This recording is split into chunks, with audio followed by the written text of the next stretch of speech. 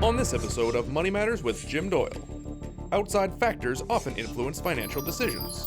Claire Sutton, Deborah Brakely, and Marina Adshade take a look at the psychology of money. Plan more, worry less. This is Money Matters with Jim Doyle.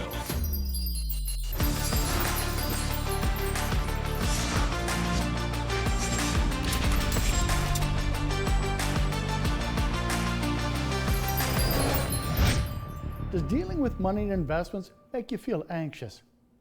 Does the mere thought of being responsible for financial decisions raise your blood pressure? Are you one of many who feel financial shame around your lack of money knowledge, previous investment decisions, or lack of financial success? We're in for a lively one today as we talk about money and investments, the psychology of money. But first, I sent Paige to pull the Band-Aid off, talking about money and investments. Does dealing with money and investments make you nervous? Not really. Okay, why not? That's my field of expertise right now. I'm in venture capital. So. Okay, interesting. So raising money and dealing with money is something I do on a day-to-day basis. No, not at all. I'm sorry.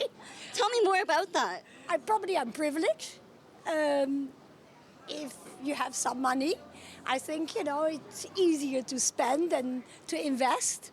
So, no, I'm not the nervous type about money, not at all. I like to invest and buy and shop. Investment, it could be scary thing. So I lost lots of money before in the stock market. So, but if you just want to put in a bank, I guess should be okay. A little, not too much. But I retired at 57. I'm not going to reveal my age now, but fortunately I had a pension, which helped. We've both invested through the stock market, so we've done reasonably well. Isn't the confidence we're seeing great? But as a financial planner, I've met with hundreds of people over the years who just don't have that confidence. For those who think they have little control over their financial future, is there a tendency to disengage? Marina? Yeah, so it's interesting when we think about money, people plan for different things. A lot of people plan for the retirement, and I think that's what we're seeing in these people that we see on the street. People want to plan for their education, buying cars and things like that. And I think that that's where the disengagement happens, because a lot of these things are often the future. So Deborah, that financial confidence, what are your thoughts on it?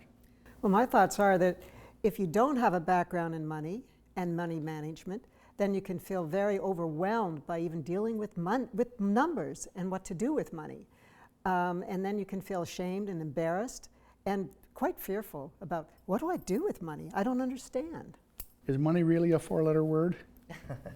Well, I'm an economist, so we all love money, right? But so it's not really a four-letter word, but actually in our society, it's not something that we talk about that much. We're happy to talk about politics and religion and other things, but actually as a group, we don't necessarily sit around and talk enough about money, about what our plans are and how we spend it, how we save it, how we invest it. It's a little bit of a taboo topic. To take the first steps to reduce money anxiety, consider building a written financial plan. We'll be right back. It might be a judgment of one relative to their wealth. It means you're probably spending money before you have it, or you don't have enough for the future.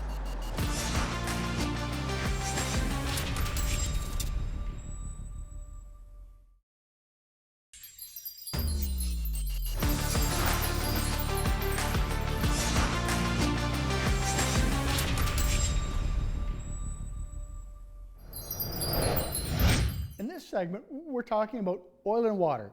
What? No? Okay, I guess what I really mean is we're talking about emotions and money. Marina, what are your thoughts? When I think about emotions and money, one of the things that I'm seeing a lot there, especially among people who are younger, is like a sense of despair. They have these goals, they have things that they want to save money for, but they're just not sure they're ever going to be able to achieve those goals. And so people aren't necessarily saving as much as they would otherwise as they might if they had some clear objectives that they thought they would eventually meet. And of course, I think they would meet them, right? If they seemed achievable.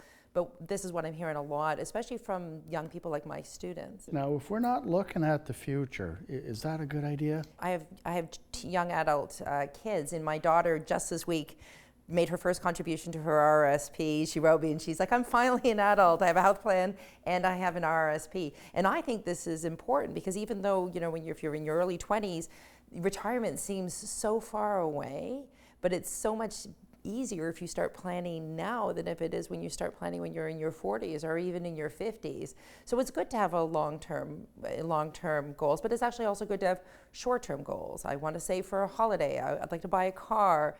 Marina, I loved how you shared, set some goals, okay? I met up with Claire Sutton, a registered clinical counselor, to talk about our powerful emotions around money. So, aside from what it can buy, what does money represent? Well, for many people, money represents freedom, responsibility, legacy, empowerment. But for far too many people, money represents anxiety, anger, fear of never having enough. And why is that? Well, the simple answer is people have not been educated around money, around financial literacy.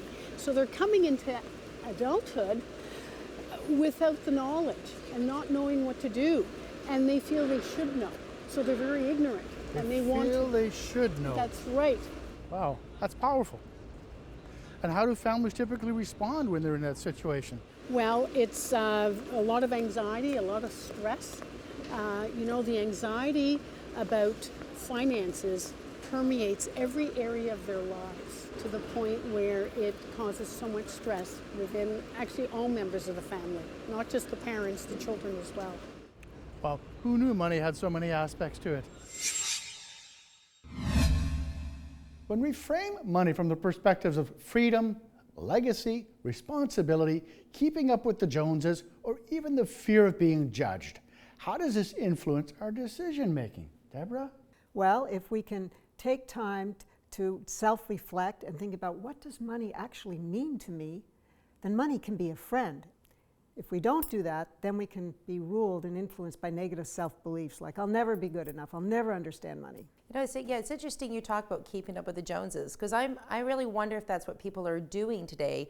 I think that what people want is freedom. I mean, they want to be able to make choices about how long they work for, where they get to travel the world, those types of options. And that's just choices is what people are looking for rather than money. I don't think that anybody's really made particularly happy with a certain bank balance other than the fact that it gives you security. So to me, that's what it is. It's about having options about how you will live your life. Freedom and choices. Let's go back to Paige as she introduces us to the concept of money shame. When you hear the term money shame, we talk about embarrassment around finances. What does that look like to you? I'm imagining it might be judgment of one relative to their wealth. Money shame. It means you're probably spending money before you have it, or you don't have enough for the future. We are retired, so there is a kind of budget now. Before we were probably not thinking that much about, how to deal with money. But now we think a little bit more how to spend our money. Still, we're spending it. And sometimes, a little bit like, wow, are we doing the right thing? But it's not a shameful thing. I think money is there to be used and to be enjoyed. Well, if they couldn't pay their bills, I'm sure they would be embarrassed.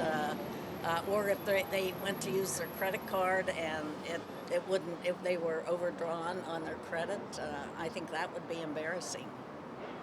For me, it would be that I didn't think about investing early enough. In other words, I assumed things would work out without my paying a lot of attention to it, and it didn't. So Marina, I gotta ask, is money shame a real thing? I think that it's interesting. When I was thinking about this, I was thinking a lot about social media and how much it's just shaping how other people are living their lives. And I really wonder if that's a source of this, where you look on social media, you see your friends on fabulous holidays, they have beautiful homes, they're succeeding in all these areas of their life, and I think that people do feel ashamed. Now, Deborah, I know you got a lot to say on this subject. Well, money shame, I think, shows up more as negative self-beliefs. I'm not good enough, I can't handle math, I don't know what I'm doing, I'll always be poor. So I think a lot of negative self-beliefs and self-judgment and self-doubt come into the picture. And maybe some of this is too thinking everybody else is better at this than you are, right? I think that's where the shame part comes from, is that other people can do this, why can't I? Which of course isn't true. Yeah, of course not. Why can't I? We'll be right back. I would say make sure you put some aside for tomorrow. And whether it's RSPs or TFSAs, that's important. I think you got to save for tomorrow instead of spending today.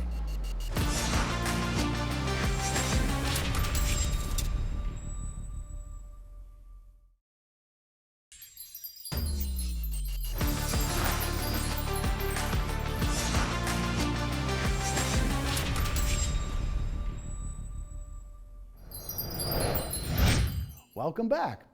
As a planner, it's not uncommon, having earned our clients' trust, for them to open up and share anxiety about running out of money. Where does that come from, Deborah? Well, it comes from that basic anxiety and lack of trust in ourselves and lack of belief in ourselves that we can actually manage money and learn about money and become literate about money and find somebody who can help us understand more about what's underneath the decisions we've made and how we can move forward and change that up.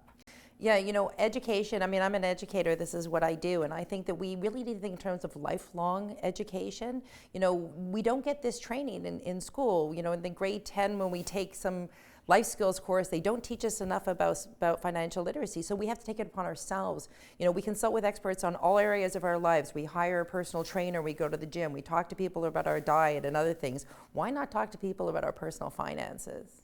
Oh, you're my new best friend. That's great advice. Well, and what about actually taking time to reflect on what are the values that are important to me? Is generosity important to me? So in a way, developing an inner wealth of who am I?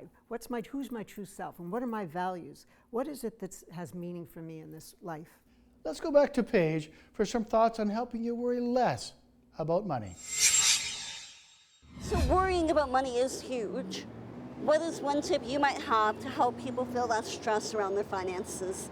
Well, money takes place over a long period of time. It takes a long time to build wealth, and you don't have to start with much. You just have to be consistent about it. The sooner you start, the sooner you'll find yourself in a place of comfort. I would say make sure you put some aside for tomorrow.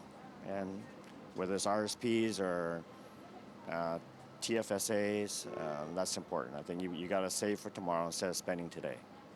And the other thing that concerns me is inflation, and we can very readily, at least in the States, we can get into inflation, and of course that can wipe you out. Just spend within your limit. Pay your credit card, and if you can't afford it, just don't buy it. Some sage advice. Save for tomorrow instead of spending today, and spend within your limits.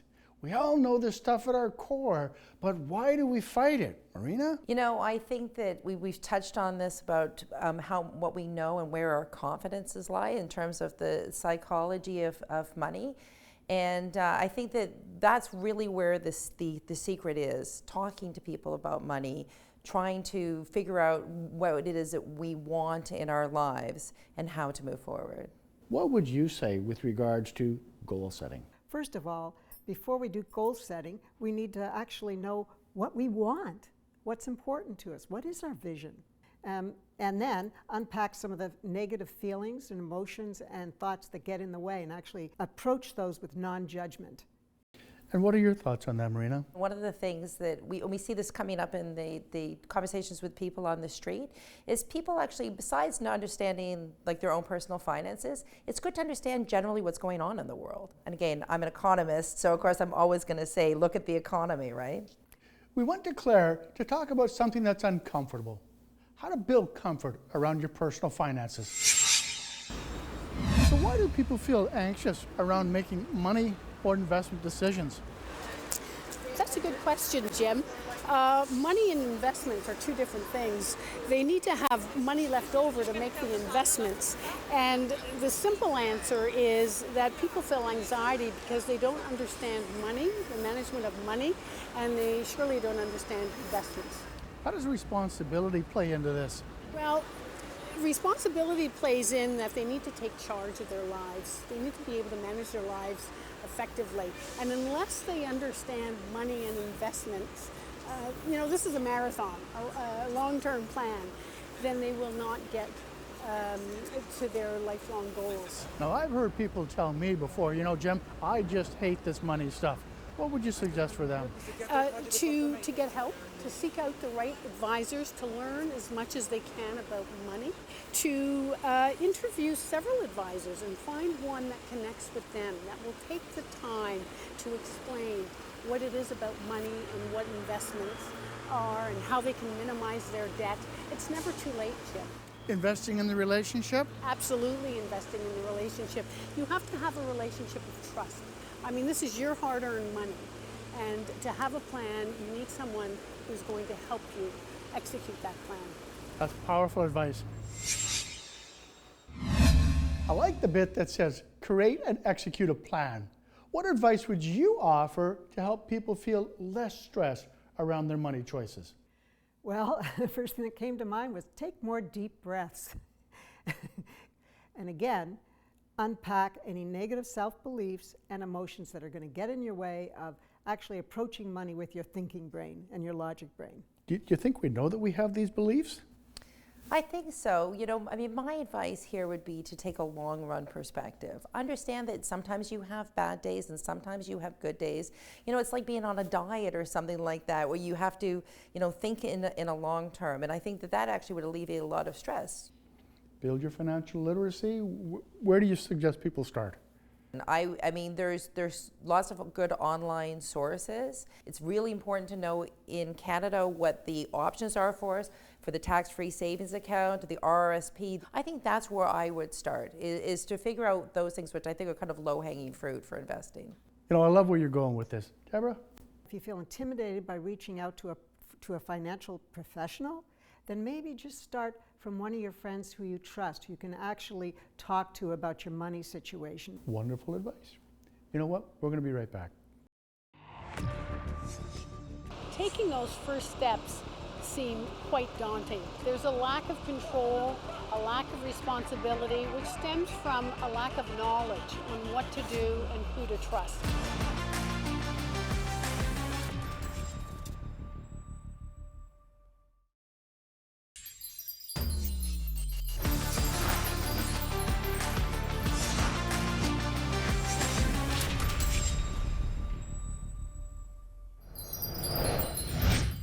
Welcome back. It's now time to get our panel's final thoughts on money and investments, the psychology of money. Marina. I think my final thoughts here is that the best idea is to take a whole life perspective. Spend some time thinking about what your short-term goals are, your medium-term goals are, your long-term goals, and think about how you want to reach them and set reasonable limits. I think that a lot of problems that people run into and that cause a lot of stress is always focusing on that short run, paying that credit card bill, paying that mortgage payment, not thinking long run enough. People spend, more time planning their 2-week vacation than they spend planning their futures. So, Deborah, what are your final thoughts? My final thoughts, and to build on what Marina's mentioned already, is to take a holistic approach to money and money management. That is sort of on the material level, what are my goals? On the cognitive level, what are my thoughts and beliefs? And on the emotional level, what are my emotions? And even spiritual, meaning the meaning of money to me. And if we need to go to a counselor or a therapist to do that, then do it. But to spend time reflecting on ourselves, that means we need some quiet time. We need to set some time aside to be mindful and conscious of what we're thinking and what we're doing. So, Deborah, I love how we're talking about letting go of baggage. Now, let's go to Claire for her final thoughts. So we're talking about money, friend or foe. What are your final thoughts? Well, money.